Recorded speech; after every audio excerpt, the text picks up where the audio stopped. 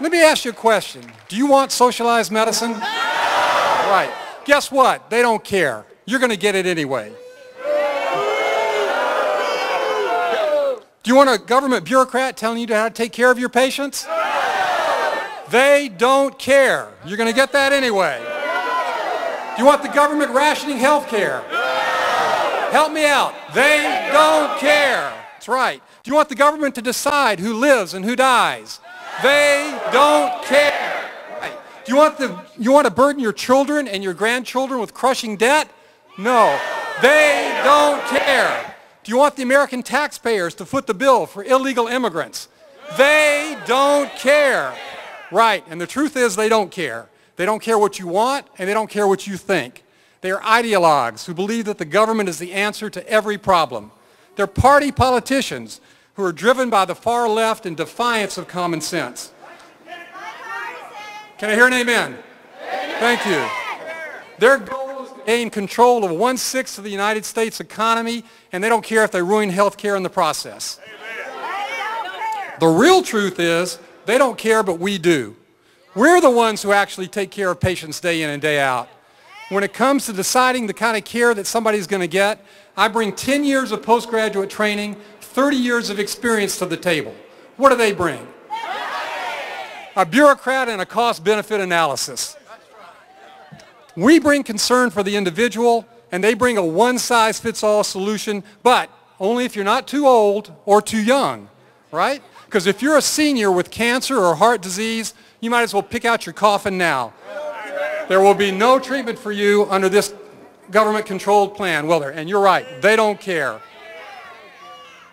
My greatest fear in this system is that I won't be able to take care of my patients the way that I want to and to the best of my ability.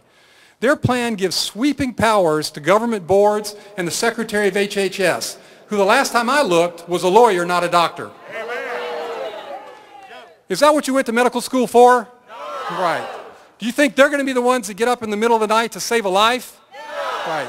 No. They're going to try and legislate medical care, and if it goes poorly, they're going to hold you responsible. We all know that America has the finest healthcare system in the world. We know that right now you can get, thank you, you can get what you need when you need it, and you can get it from the finest trained doctors in the best equipped hospitals and clinics in the entire planet.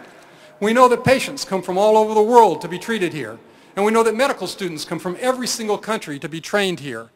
We lead the world in medical innovations and advancements. And if you take out automobile accidents and homicides and acts of war, we have the longest life expectancy in the entire world. We have the best survival for heart disease and cancer. We save low birth weight babies that wouldn't be saved anyplace else in the world. So tell me, why in the world will we destroy a system that works for 300 million Americans to cover less than 10% of the population? They don't care. Thank you. Now, we are all aware that there is no constitutional right to health care in this country. But I personally believe that as the greatest country on God's green earth, we have a moral obligation to provide affordable, high-quality health care to every legal resident of this great land. But we have a higher moral obligation not to bankrupt our children and our grandchildren to do so. We have a higher moral obligation not to destroy our country to do so.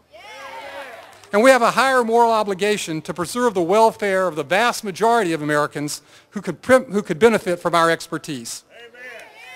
Now, the good news is we can achieve all these aims, and you've heard from the other speakers about the ways this can be done. And it can all be done without the government taking over health care and without bankrupting our country. But what I want to say to you today is, no matter what happens in the Senate tonight, this fight is not over. Our efforts are not wasted. We are in the right, and the right will prevail. It is our duty and it's our moral obligation to realize responsible health care reform. So continue to contact your elected representatives, continue to talk to your friends and neighbors, and most particularly to your patients, and in the end, we will get what America wants and what America can afford. God bless you, and God bless the United States of America.